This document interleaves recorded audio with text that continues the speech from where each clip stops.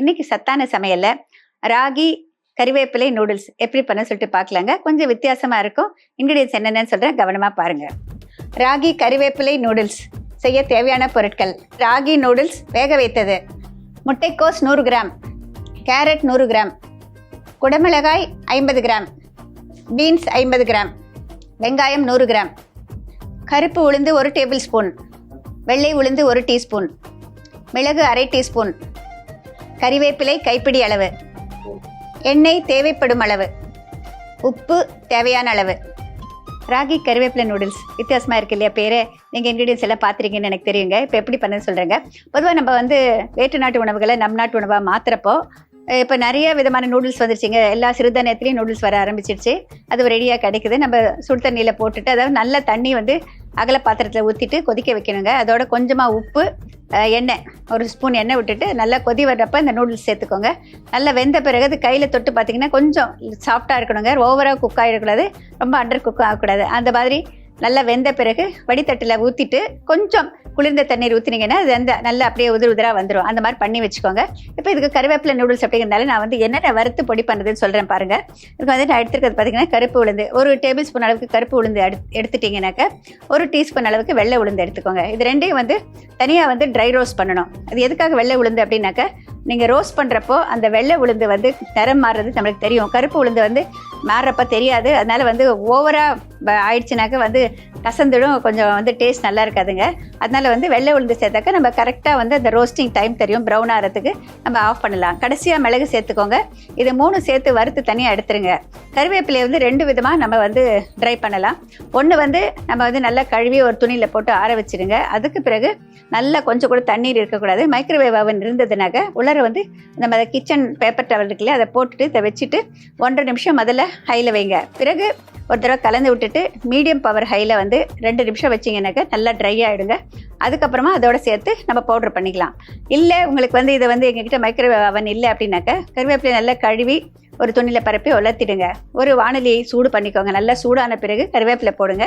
அதோட கொஞ்சமாக கல்லுப்பு சேர்த்துக்கோங்க. 2ஐயும் சேர்த்து வறுத்திங்கனாக்கா கொஞ்சம் நேரம் நல்லா சூடான பிறகு ஆஃப் பண்ணிவிடுங்க. எப்போவுமே கொஞ்சம் இது மாதிரி வறுக்கிறப்ப ஈரத்தன்மை இருக்கக்கூடாது. அது ரொம்ப ரொம்ப முக்கியம்.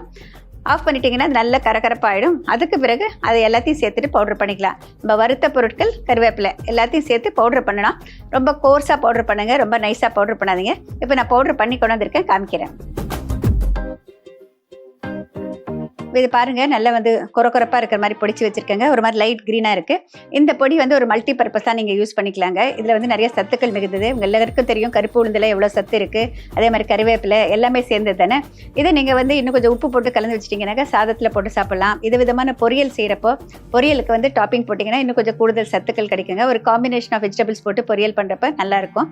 நீங்கள் ப்ரோக்கோலி, டோஃபு அந்த மாதிரிலாம் ஸ்டர் ஃப்ரை பண்ணி சாப்பிட்றப்ப, பன்னீர் அந்த மாதிரி ஸ்டர் ஃப்ரை பண்ணி சாப்பிட்றப்ப இந்த மாதிரி பொடி போட்டுக்கலாங்க, நல்லாயிருக்கும். இப்போ இந்த பொடியை வச்சுட்டு இந்த நூடுல்ஸ் பண்ணலாங்க.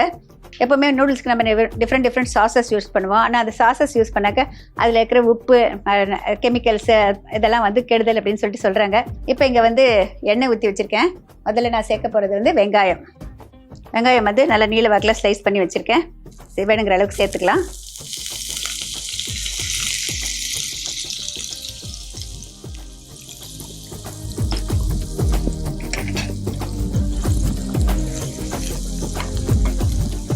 இதில் ஒரு சின்ன ஆப்ஷன் சொல்லணும்னு நான் நினைக்கிறேன். பொதுவாக நான் நூடுல்ஸ் பண்ணாக்க ஒரு 1/2 டீஸ்பூன் சர்க்கரை போடுவேன் எண்ணெயில். அது கேரமலைஸ் ஆகும். அதுக்கு பிறகு நம்ம வெங்காயம் போட்டோன்னாக்கா அது ஒரு கேரமல் டேஸ்ட்டோடு இருக்குங்க. இன்றைக்கி நான் சுகர் போடலைங்க. இப்போ இது ஃப்ரை ஆகிறதுக்கு மட்டும் ஒரே ஒரு சிட்டிக்கே உப்பு போட்டுக்கிறேன். உப்பு போடுறப்ப இருக்கிற ஈரத்தன்மை வெளியில் வரப்போ கொஞ்சம் சீக்கிரமாக ஃப்ரை ஆகிறதுக்கு ஹெல்ப்ஃபுல்லாக இருக்கும்.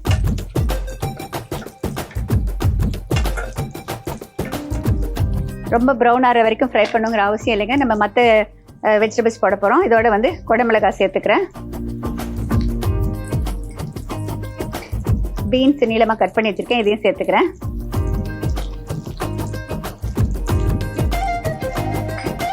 பொதுவாக இப்போ நீங்கள் ரெடிமிக்ஸ் நூடுல்ஸ் எல்லாம் சாப்பிட்றீங்க இல்லையா, அது நம்ம உடல் எடையை கூட்டும். ஏன்னா அதில் இருக்கிற பார்த்தீங்கன்னா கொழுப்பு, அது ஆல்ரெடி ஃப்ரைடு நூடுல்ஸ். அதாவது 2 விதமான நூடுல் கிடைக்குங்க. உலர வைக்கப்பட்ட நூடுல், பொரித்து எடுக்கப்பட்ட நூடுல்ஸ். இது வந்து 2 minutes நூடுல்ஸ் வருது. வந்து இது வந்து ஆல்ரெடி வந்து it is roasted or fried. நம்ம வந்து பேக் பண்ணியிருந்தா கூட அதில் நிறைய ஆயில் கண்டென்ட் இருக்கும். அதனால வந்து உடல் எடையை கூட்டுறதுக்கு ஹெல்ப்ஃபுல்லாக இருக்கும். ரொம்ப சீக்கிரமாக குண்டாயிடுவாங்க அடிக்கடி நூடுல்ஸ் சாப்பிட்டாக்கா. அடுத்ததாக வந்து நம்மளுக்கு வந்து ட்ரைடு நூடுல்ஸ் சொல்லுவாங்க. இப்போ வந்து சைனா, ஜப்பான் இந்த மாதிரி நிறைய கண்ட்ரியில் நான் போயிருக்கிறப்ப பார்த்தது வந்து அவங்க வந்து உலர வைக்கப்பட்ட நூடுல்ஸ் தான் அதிகமாக சாப்பிட்றாங்க. அது வந்து நம்ம வந்து தண்ணியில் போட்டு குக் பண்ணுறோம். அதை யூஸ் பண்ணிட்டு நம்ம வந்து டிஃப்ரெண்ட் சாசஸ் பண்ணுவாங்க, அதில் போட்டுக்குவாங்க, நிறைய வெஜிடபிள்ஸ் போடுவாங்க, அந்த மாதிரி தான் பண்ணுவாங்க. நம்ம பண்ணுற மாதிரி வந்து ஹோட்டல் ஸ்டைலில் வந்து நிறைய வந்து அவங்க வீடுகள் எல்லாம் பண்ண மாட்டாங்க. இப்போ இது பார்த்தீங்கன்னா இதோட வந்து நான் வந்து கேரட் துருவல் சேர்த்துக்கிறேன். பொதுவாக இதுக்கெல்லாம் வந்து நம்ம இங்கிலீஷ் வெஜிடபிள்ஸ் தான் நல்லாயிருக்கும்.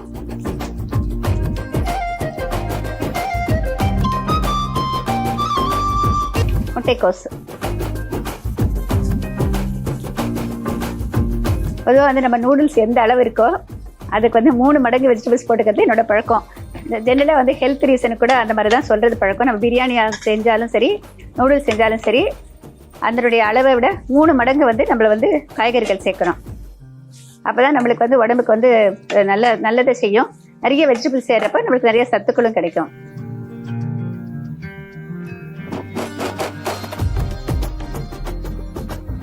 எப்போவுமே வந்து இந்த மாதிரி நூடுல்ஸ் எல்லாம் பார்த்திங்கன்னா ரொம்ப வந்து ஃப்ரை ஆகக்கூடாதுங்க. ஓரளவுக்கு ஹாஃப் ஃப்ரை இருந்தால் தான் ரொம்ப நல்லாயிருக்கும்.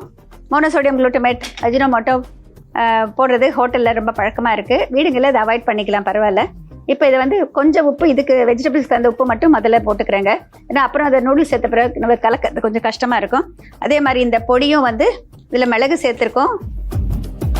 இதை வந்து கொஞ்சமாக இதில் போட்டுக்கிறேன். அதுக்கு பிறகு நூடுல்ஸ் சேர்த்த பிறகு இன்னும் கொஞ்சம் போட்டுக்கலாம். அதில் இதை மிக்ஸ் பண்ணிடுறேன். இது வந்து ஒரு நல்ல வாசனையோடு இருக்கும், கருவேப்பிலையோட வாசனையோட. நம்ம ஒரு இந்தியன் ஸ்டைலோடு இருக்குன்னு வச்சுக்கோங்களேன், ரொம்ப டேஸ்டியாக இருக்கும். நம்ம கருவேப்பிலை சாதம் தான் சாப்பிட்ருக்கோம். கருவேப்பிலை நூடுல்ஸ் ட்ரை பண்ணி பார்த்தீங்கன்னா தெரியும் உங்களுக்கு வித்தியாசம். இப்போது இந்த உப்பும் நான் சேர்த்து இந்த பொடியும் இதில் மிக்ஸ் ஆகிடுச்சுங்க. இப்போ இந்த நூடுல்ஸை சேர்த்துடலாம்.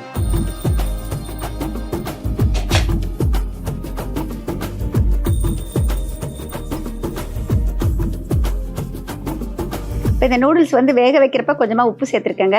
அதனால கவனம் தேவைங்க. அதனால கொஞ்சமாக உப்பு போட்டுக்கிறேன்.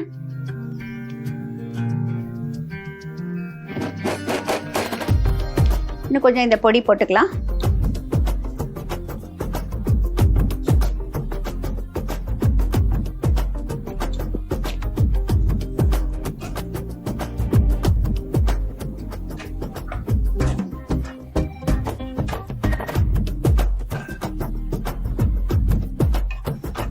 அது நல்லா கலந்து விட்டுடலாம்.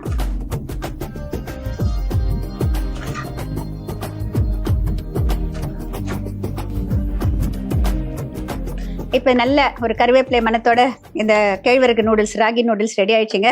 அடுப்பு அணைச்சிடுறேன். எண்ணெய் வந்து உங்களுடைய ஆப்ஷனல். வந்து கருவேப்பிலை எல்லாம் போடுறப்ப கொஞ்சம் எண்ணெய் நல்லா அப்சர்வ் ஆகிடும்.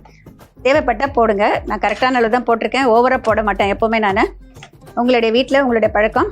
ஹோட்டல்லலாம் அதிகமாக போடுறாங்க. நம்ம முடிஞ்ச வரைக்கும் எவ்வளோ தேவையோ அவ்வளோ போடுறது பழக்கமாக பண்ணிக்கிறோம். இப்போ இந்த நூடுல்ஸ் ரெடி. இது அப்படியே சாப்பிட்லாம், இதுக்கு சாஸ் வேணுங்கிற அவசியம் இல்லைங்க. இப்போ இதை சர்விங் பிளேட்டில் மாற்றிக்கலாம்.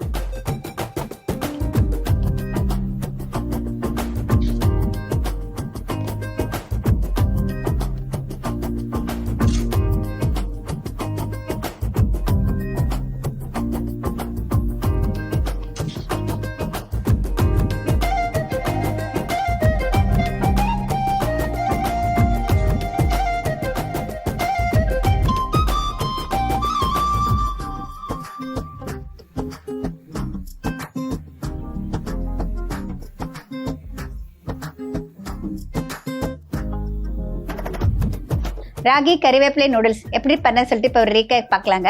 இப்போ வானிலையில் தகுந்த அளவு எண்ணெய் விட்டுட்டு முதல்ல வெங்காயம் சேர்த்துக்கோங்க. வெங்காயம் சேர்த்த பிறகு ஒரு சிட்டிகை உப்பு போட்டுட்டு 1 நிமிஷம் ஃப்ரை ஆன பிறகு அதோட மற்ற வெஜிடபிள்ஸ் எல்லாம் ஒன்றா சேர்த்துக்கலாம். குடமிளகா, பீன்ஸ், கேரட், முட்டைக்கோஸ் இது எல்லாத்தையும் சேர்த்து நல்லா ஃப்ரை பண்ணிக்கோங்க. ஃப்ரை ஆன பிறகு அதில் கொஞ்சமாக உப்பு, இந்த கறிவேப்பிலை பொடி சேர்த்து கலந்து விட்டுட்டு நம்ம நூடுல்ஸை சேர்த்த பிறகு மறுபடியும் கொஞ்சம் உப்பும் கறிவேப்பிலை பொடியும் சேர்த்துக்கோங்க. எல்லாம் சேர்த்து நல்லா சூடாகிற வரைக்கும் கலந்து எடுத்தீங்கன்னாக்க மிக சுவையான ராகி கறிவேப்பிலை நூடுல்ஸ் ரெடி. வித்தியாசமான கறிவேப்பிலை சுவையோட ராகி கறிவேப்பிலை நூடுல்ஸ் நீங்களும் ட்ரை பண்ணி பாருங்க. ரொம்ப டேஸ்டியாக இருக்கும், வித்தியாசமாக இருக்கும்.